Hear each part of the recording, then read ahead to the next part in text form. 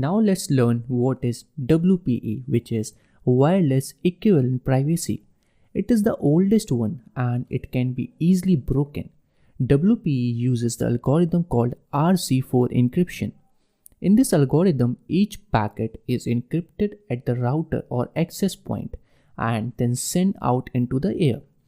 Once the client receives the packet, the client will be able to transform it back to its original form because it has the key. In other words, we can say that the router encrypts the packet and sends it, and the client receives and decrypts it. And the same happens if the client sends something to the router.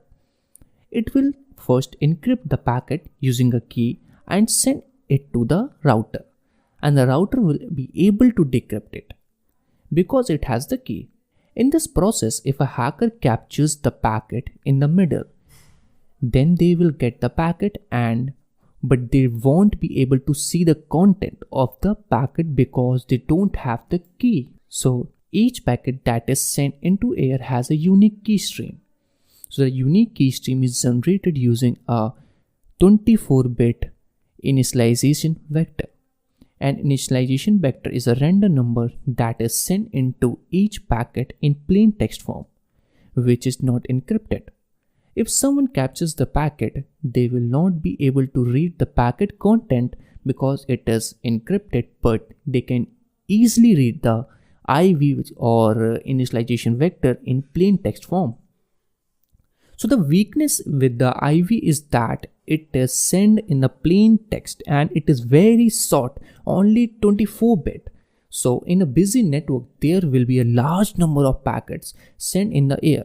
At that time, 24-bit number is not big enough, and the IV will start repeating on a busy network.